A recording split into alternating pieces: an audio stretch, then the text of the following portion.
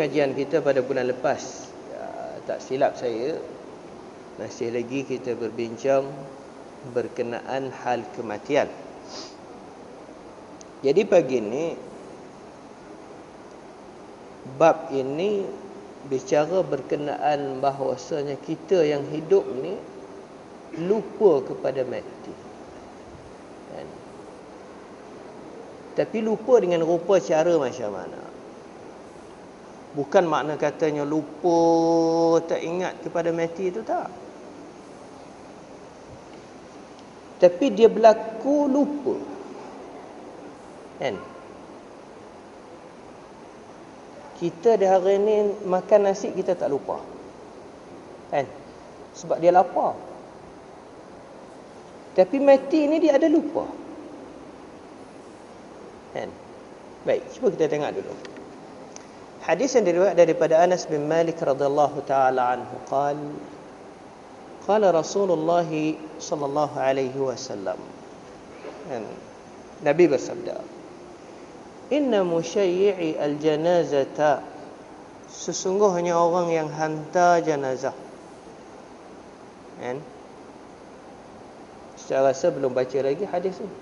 Tapi dah berhenti kat sini. Takut baca minggu lepas, bulan lepas pun belum lagi kan.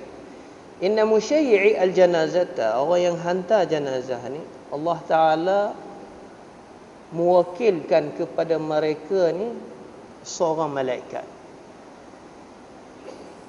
Jadi menyebabkan seorang malaikat ni dia tengok kepada setiap orang yang hantar jenazah ni dalam keadaan mahzunun. Mahzunun ni makna duka cita. Ambil daripada selesai sembahyang, bawa jenazah pergi kat kubur, kan? Dan semasa duk tunggu imam baca talqin, semasa duk tengok jenazah tadi, tak jelas.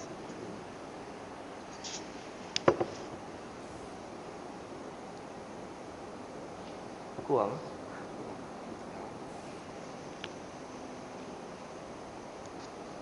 Boleh. Dengar tak tadi? Dengar. Tadi tak dengar. Kurang.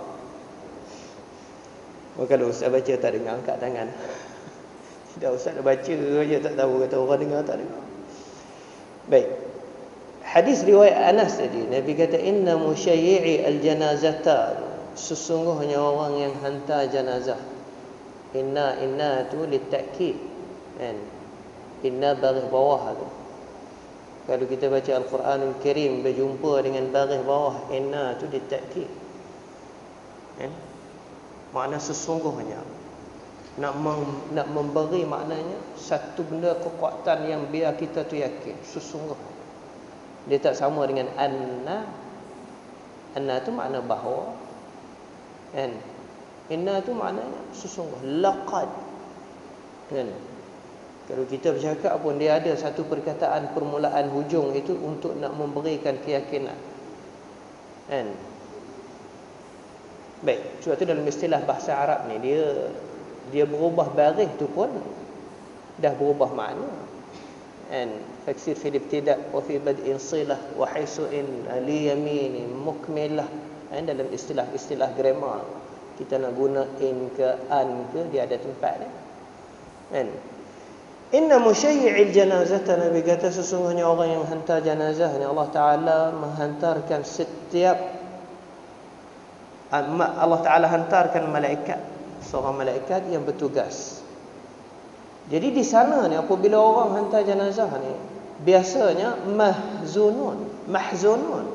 mahzunun ni mereka duka cita. Yang pergi hantar jenazah tu dalam keadaan rusing. Kan? Lebih-lebih lagi keluarga dia lah. Hatta iza aslamuhu fi zalikal qabri wa raja'u raji'ina. Apabila dah memasukkan jenazah dalam liang lahat, dalam kubur, tanam habis, talqin pun semua dah siap, nak balik dah lah. Semua dah nak balik dah. Apabila semua nak balik, pada ketika itu akhaza kaffan min turabin wa rama bihi. Malaikat tu ambil tanah. Kemudian dihambur. Warama bihi wa huwa yaqul, sedangkan malaikat tadi berkata, irji'u ila diyarikum, irji'u ila diyarikum, baliklah ke rumah masing-masing, balik ke rumah masing-masing. Ansakumullahu mautakum, ansakumullahu mautakum. Tuhan dah melupakan kamu berkenaan kematian kamu. Tuhan dah melupakan kamu berkenaan hal kematian kamu. Itu satu penterjemahan begitu. Setengah terjemahan yang lain, ansakumullahu mautakum, maknanya kita dah lupa hal orang mati dia. Betul tak? Fayansawna mayitahum, lupa dah. Kan? Lupa hal mati. Semasa duduk atas kubur tu, masih ada lagi perasaan, semua teringat kepada hal kematian. Lepas tu lupa. Apabila lupa, wa ya'khuzuna fi syira'ihim wa bai'ihim, lalulah mula akhaza, orang panggil fi'l syuru'i dengan makna masuk. Mula dah lah. Orang ni mula pergi kat pasar, pergi beli barang. Orang ni balik buka kedai, sebab tadi tak sempat buka kedai, orang telefon. Ada mati kat masjid, ada kematian kat masjid, dia datang. Lepas tu dah buka. Kan dia pergi. Wa yansawna wa ya'khuzuna fi syira'ihim wa bai'ihim ka'annahum lam yakunu minhu wa lam yakum minhum. Seolah-olah tak berlaku pun. Bukan kita dari kalangan mayat dan bukan mayat. Kan? Ada hubungan apa-apa pun yang kita. Dah jadi habis cerita. Anak si mayat pun sendiri, oi, saya kena pergi kerja ni. Dia pergi kerja, dia boleh buat kerja pula. Kan? Ni memang berlaku. Memang berlaku. Lepas pintu pagar kubur tu, Cik Imam kata, jom pergi minum teh tarik. Kan? Ustaz-ustaz pun sama je. Kan?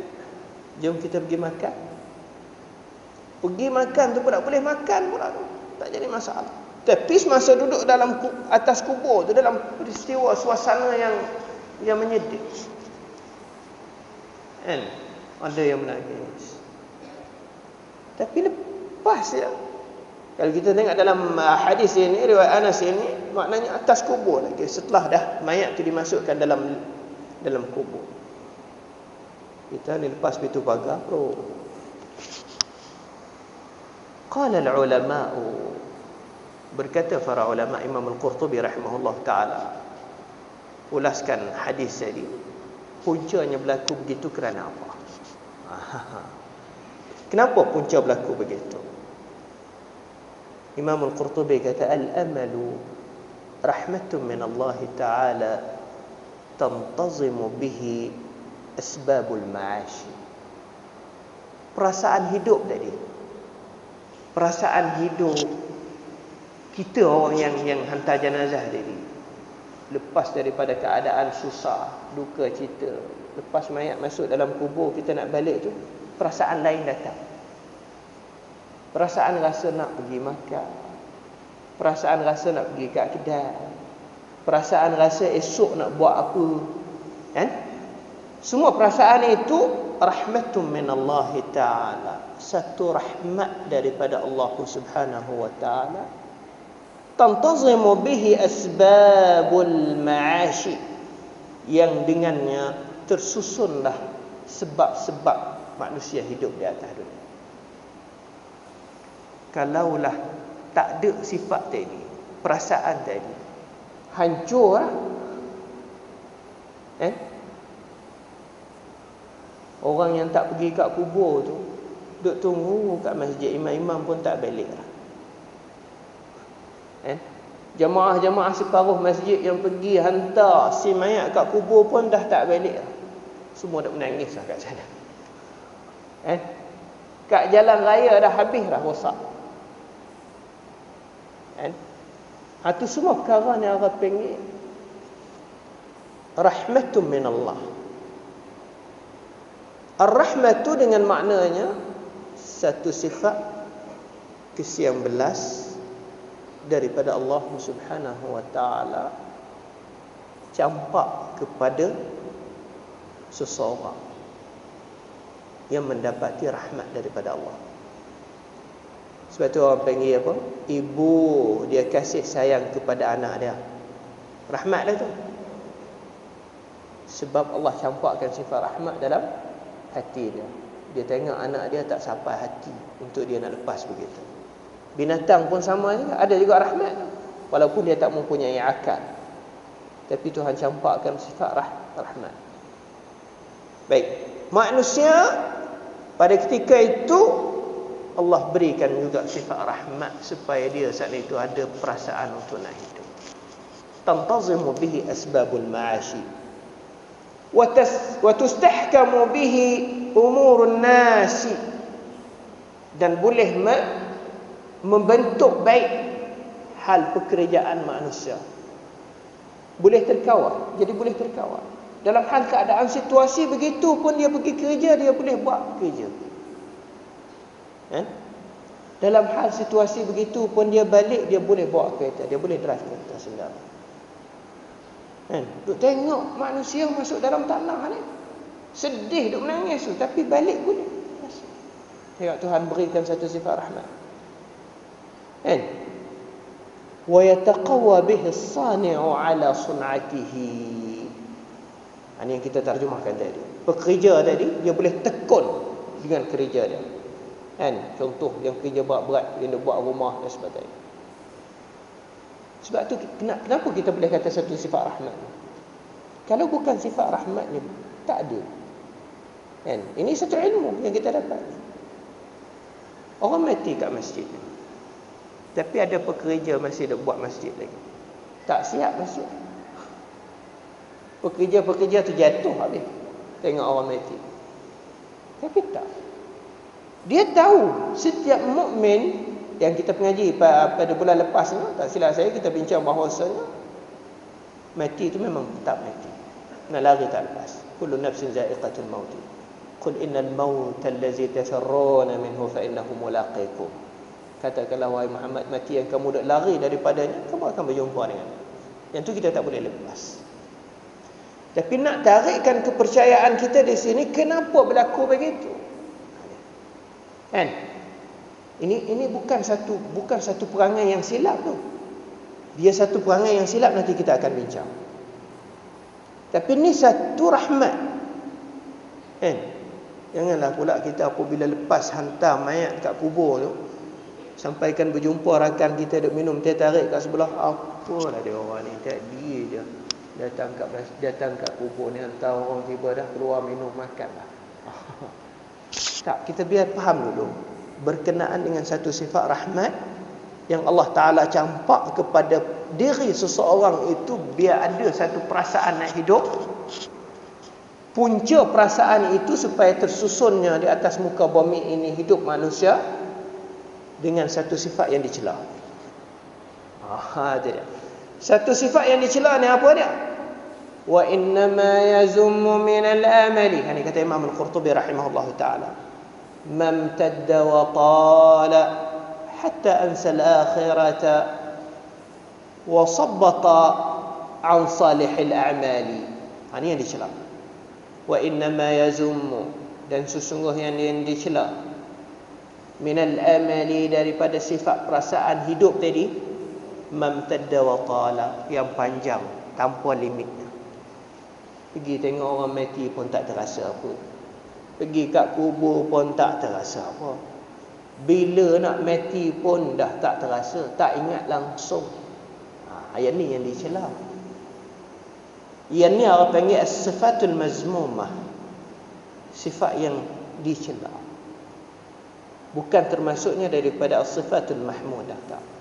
Sebab tu kalau kita belajar bab tasawuf, cuba balik tengok dalam kitab-kitab tasawuf Minhajul Abidin bagi Imam Al-Ghazali ke, ataupun Ihya Ulumuddin bagi Imam Al-Ghazali, Minhajul Abidin pun Imam Al-Ghazali, Ihya pun Imam Al-Ghazali kan.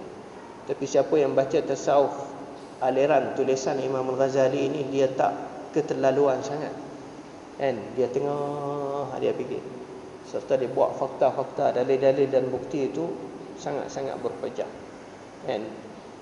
Siapa yang nak rasa nak mendekati dirinya dengan Allah kan, baca kitab Minhajul Abidin bagi Imam Al-Ghazali, itu sebahagian pintu untuk memberikan kemudahan bagi kita itu mendekati diri dengan Allah. Sebab Minhajul Abidin tu makna dia tu pun cara bagi orang yang nak membuat ibadat kan, jalan-jalan bagi orang yang senantiasa membuat ibadat. Minhajul Abidin kan, dia tulis dalam Minhajul Abidin itu, Imam Al-Ghazali sebut di antara sifat yang mazmumah tulul amal. Ni Ustaz nak tarik ni supaya ada perbezaan sedikit dengan benda yang kita sebutkan tadi. Tulul amal tu makna apa? Tulul amal ni maknanya cita-cita tu tidak ada limit dia tu. Maknanya panjang sangat, seolah-olah tak mati. Yang tu yang dilarang. Seolah-olah kata tak mati. Hidup di atas dunia ni seolah-olah kata tanpa adanya mati. Bahkan tak percaya pun kepada mati. Ataupun membuatkan satu benda seolah-olah kata bahawasanya mati kita tak akan berjumpa. Itu yang orang panggil as-sifatul mazmumah, tulul amal. Yang kita dah huraikan tadi, satu rahmatun min Allah yang Allah Ta'ala campak dalam hati seseorang itu ialah pada masalah ada perasaan hidup. Bukan selalu duk jadi seolah jadi tak tahu nak buat apa. Itu dah rosak akal dah tu orang panggil dah tu.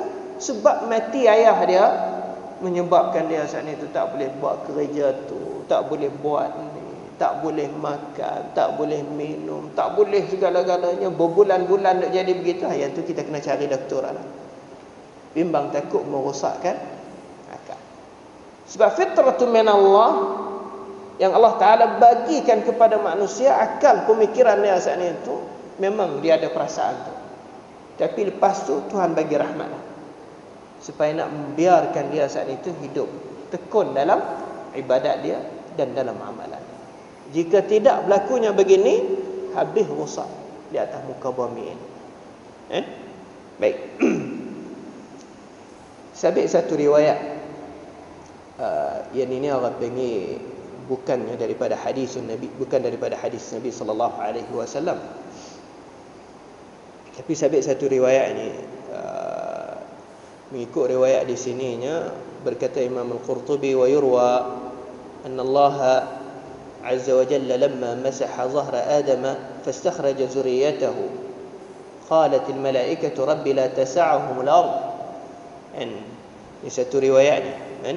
Kalau kita tengok riwayat di sini tersebutnya dalam riwayat Ibnu Abi Syaibah kan, dalam Musannaf Ibnu Abi Syaibah ni kan, diambil daripada Al-Hasan Al-Basri.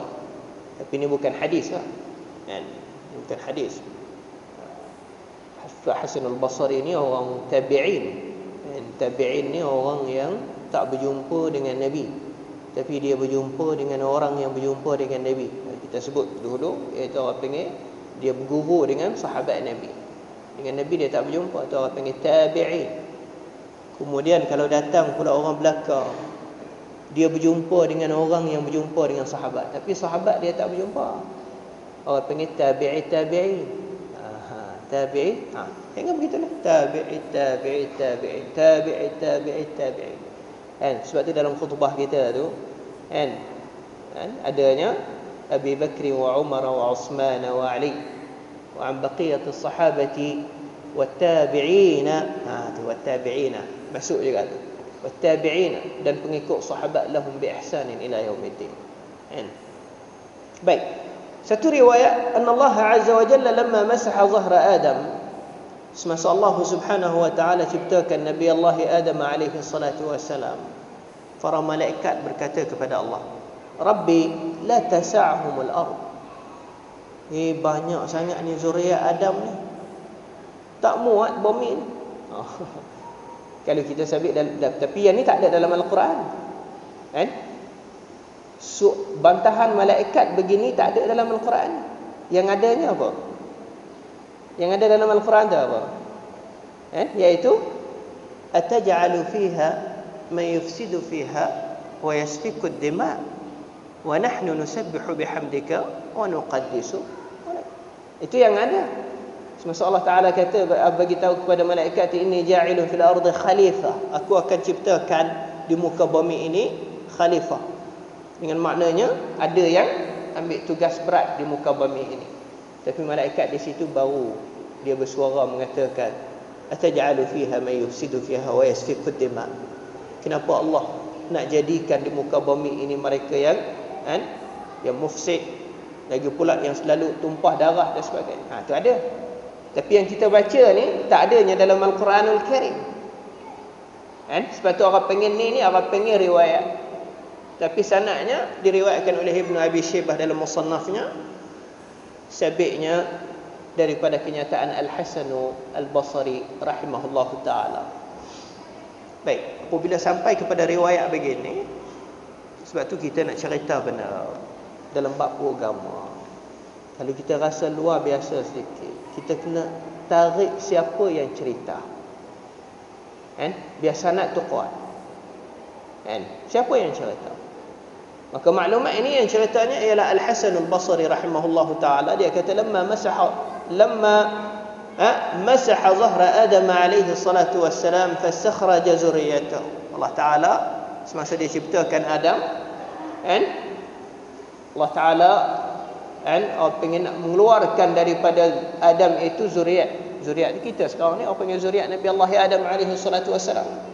Malaikat kata kepada Allah, kalau seramai yang ada ni tak akan muat di muka bumi. Ramai sangat ni, ramai ni, kan? Tibanya Tuhan kata apa? Inni ja'ilun mautan. Tak apa. Inni ja'ilun mautan. Aku akan jadikan di muka bumi ini kepada zuriat-zuriat anak Adam ini mautan, mati. Ramai pun tak apa. Zuriat tu akan jadinya ramai pun tak apa. Dalam 1 minit berapa yang melahirkan anak? Tak apa. Sebab dalam 1 minit yang sama juga berapa yang mati? Soalnya begitu. Jangan bimbang. Kalau dalam Al-Quran tu Tuhan jawab, apabila malaikat tu bantah berkenaan dengan khalifah tu, Allah Ta'ala jawab, inni a'lamu ma la ta'lamun. Inni a'lamu ma la ta'lamun. Sesungguhnya aku yang tahu benda yang kamu tak tahu. Itu jawapan yang tegas. Tapi di sini mengikut Hasan Al-Basri, Allah Ta'ala kata inni ja'ilun mautan. Aku jadikan kepada mereka ni mautan, mati. Tiba malaikat jawab balik. Sebab tu kita di hari ni, kalau mengikut jumlah yang hidup semenjak daripada zaman Nabi Allah Adam alaihi salatu wassalam, fardu takdir katanya tanpanya mati sampai kita di hari ni, memang tak muat dah tu. Memang dah tak muat dah tu, ramai betul. Tapi yang ada pada ketika itu sampai yang ada sampai sekarang, jumlah yang hidup dengan yang mati itu adalah sama. Jumlah yang dilahirkan baru pada hari ni, pada saat ni, sama juga pada saat ni dan pada jam ni, berapa banyak yang meninggal. Baik, apabila Allah jawab begitu kepada malaikat, malaikat kata apa? Ya Rabbi, la yahnihim al-aishu. Wahai Tuhan, kehidupan mereka pun tak akan tenang kalau dia tahu mati. Malaikat kata balik, kehidupan manusia ni apabila dah tahu kata mati, jadi tak fokus. La yahnihim, maknanya tak boleh buat apa.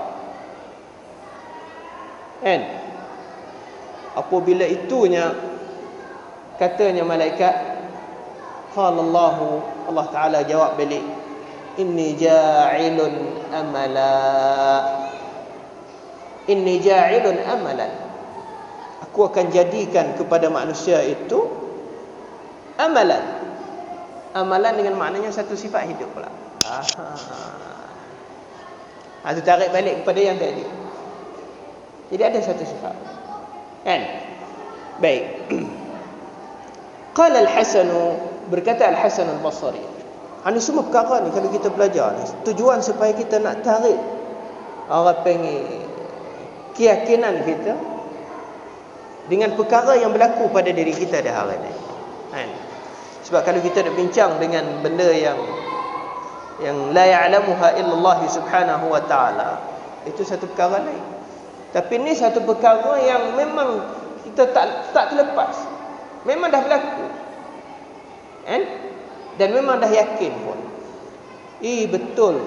Semasa aku duduk kat kubur tu ada perasaan. Rasa takut, rasa bimbang, rasa apa.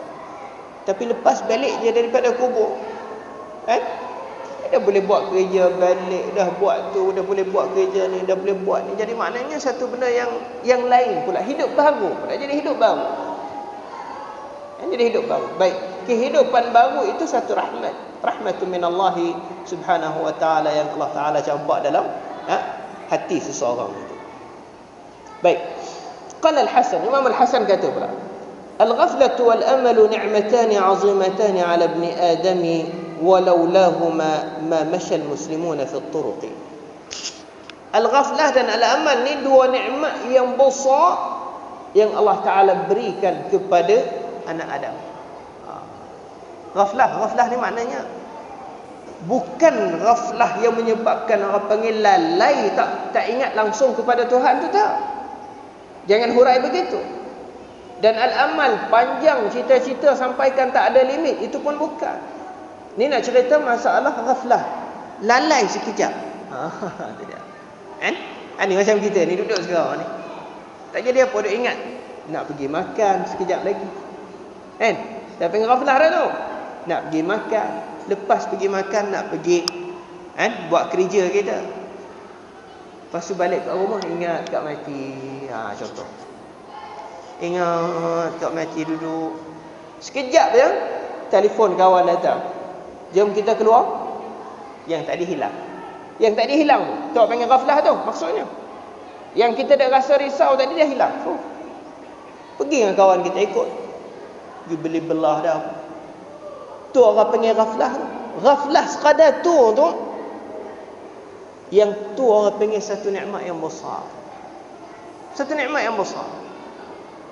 Kenapa boleh kata satu nikmat yang besar? Berkata Al-Hasan Al-Basri, laulahuma ma masyal muslimuna fi turuqi. Jika tanpanya sifat ghaflah yang lalai sekejap itu tadi, tak boleh dia nak pergi berjalan kat kedai-kedai. Duk balik duk jadi duk ingat tak tahu benda-benda yang menyebabkan dia tak boleh buat apa. Tapi jangan kita ni benda ni kita nak huraikan, nak biar jadi jangan lari daripada trend.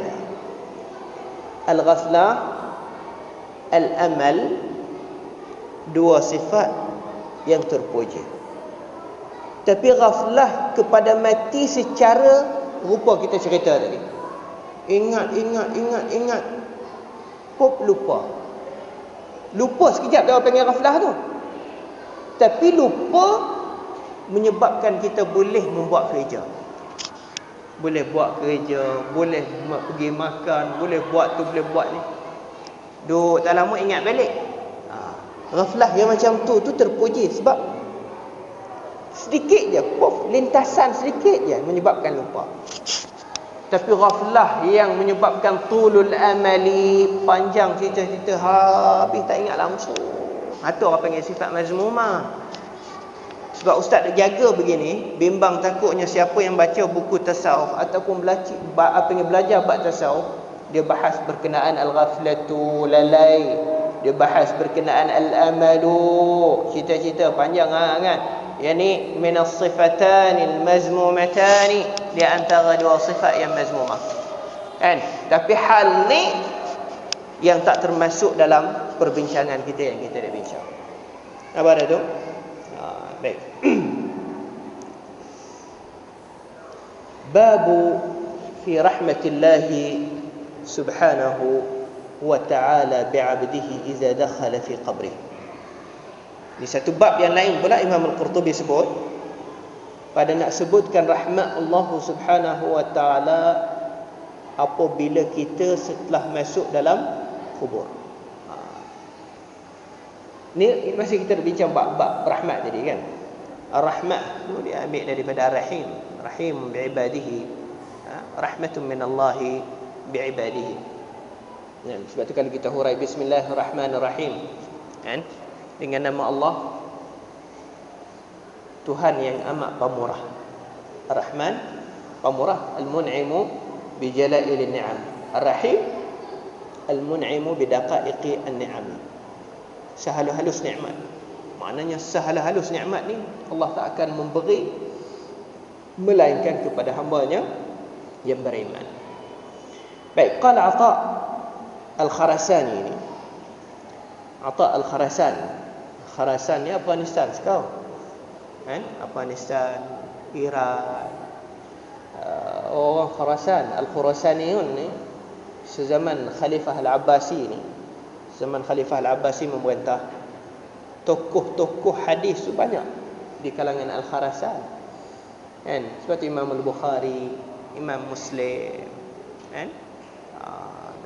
Sebab para sahabat zaman pemerintahan Sayyidina Uthman radhiyallahu taala anhu, Nabi wafat pada tahun yang ke 10 Hijrah, kan? 10 Hijrah. 10 sampai 13 Abu Bakar memerintah, kan? 10 sampai 13 Abu Bakar memerintah. 3 tahun Abu Bakar memerintah. Semasa Abu Bakar memerintah, para sahabat tak boleh lagi nak bermukim kat luar. Hanya pergi berperang saja. Lepas berperang balik, kan? Duduk kota Madinah. 13 sampai 23 Sayyidina Umar Ibn Al-Khattab radhiyallahu taala anhu menjadi khalifah. Umar semasa menjadi khalifah, dia lagi lebih tegas, keras. Kibarus sahabat-sahabat yang rapat dengan Nabi, yang semasa dengan Nabi, yang berperang Badar, yang berperang Uhud, mereka ini boleh menjadi panglima perang, tapi tak boleh duduk kat sana. Maknanya selesai perang balik duduk Madinah. Umar tak mengizinkan mereka ni keluar daripada kota Madinah. Dan kebanyakan para sahabat pun Umar tak bagi. Sebab tu Madinah jadi kuat. Lepas wafatnya Sayyidina Umar Ibn Al-Khattab, naiknya Sayyidina Uthman, menantu Nabi SAW. Sayyidina Uthman ni ambil alih khalifah mula daripada tahun 23 Hijrah sampai 35 Hijrah. 23 sampai 35. Semasa Sayyidina Uthman memerintah, cara pemerintahan Uthman tu lain sikit.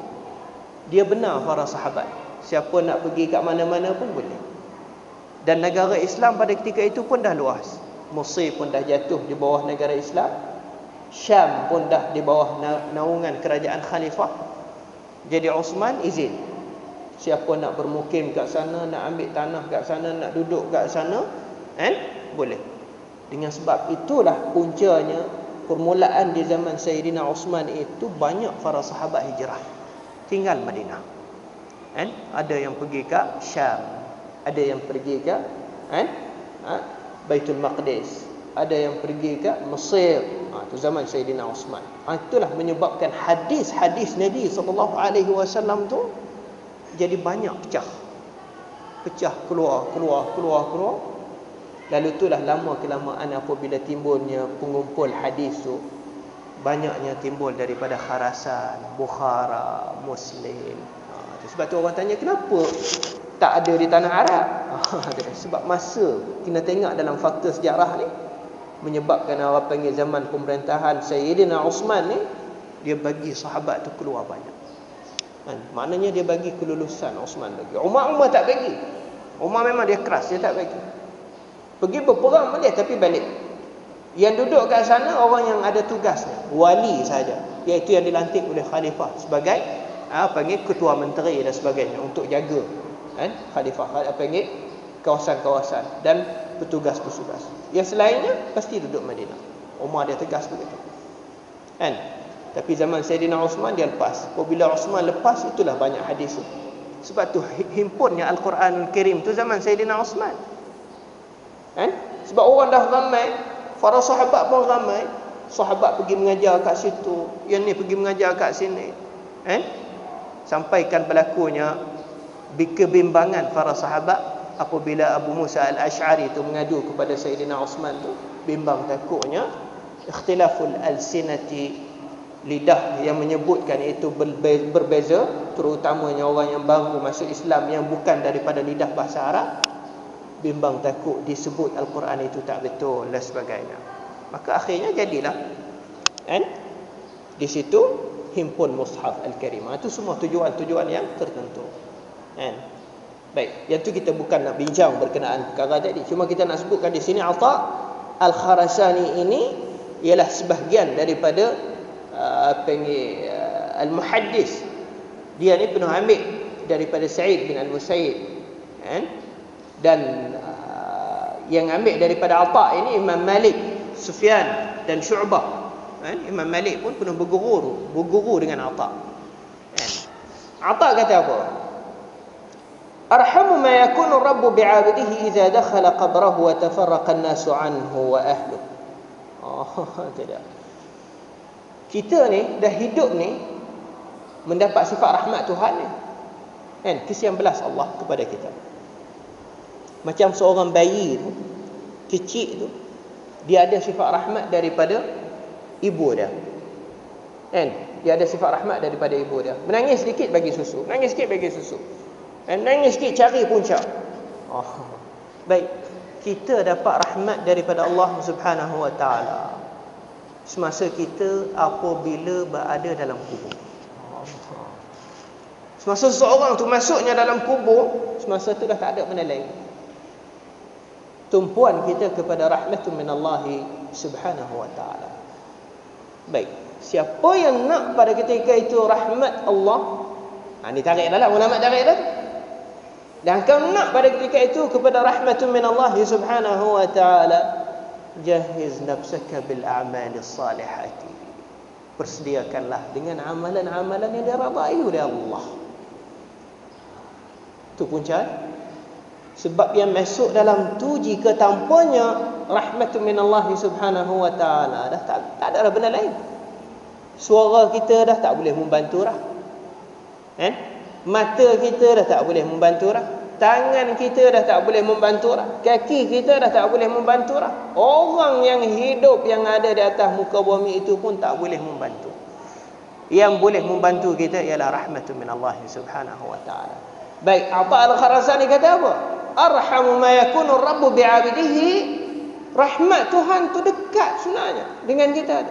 Semasa kita dimasukkan iza dakhala qabrahu, apabila dia tu masuk dalam kubur. Tapi nak kepada sifat tadi, jahiz nafsaka bil a'mali as-salihati. Sediakanlah dengan amalan-amalan salih. Apa je amalan salih tu? Bukannya berat sangat pun. Datang sembahyang subuh tadi, dah amalan salih dah tu. Kan? Jap lagi balik ke rumah baca Quran satu muka surat, amalan salih dah tu. Berzikir lepas imam salawat tadi, lepas solat tadi, subhanallah walhamdulillah, amalan salih. Itu semua adalah amalan salih.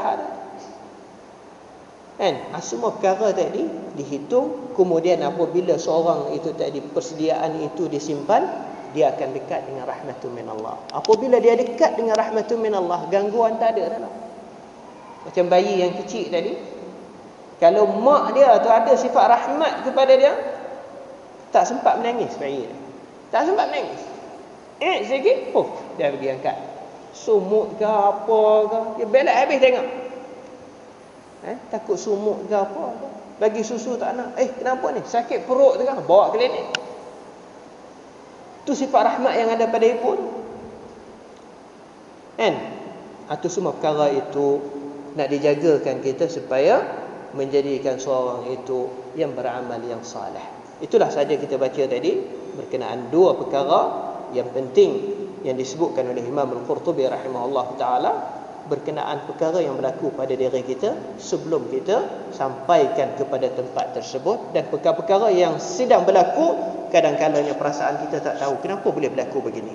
Jadi yang berlakunya begitu, kelupaan sedikit sebanyak itu tadi adalah rahmatun minallah, kerana tugas para malaikat itu taburkan pasir supaya kita saat itu lupa. Sekadar ni saja. Aqulu qawli hadza wa ufawwidu amri ila Allah, inna Allah basirun bil ibad. Bismillahirrahmanirrahim. Allahumma rabbana inna nas'aluka ilman nafi'a wa qalban khashi'a wa 'amalan salihan mutaqabbala. Rabbi yassir wa la tu'assir wa atmim bil khairi. Wa sallallahu ala Muhammad wa ala alihi wa sahbihi wasallam. Assalamu alaikum warahmatullahi wabarakatuh.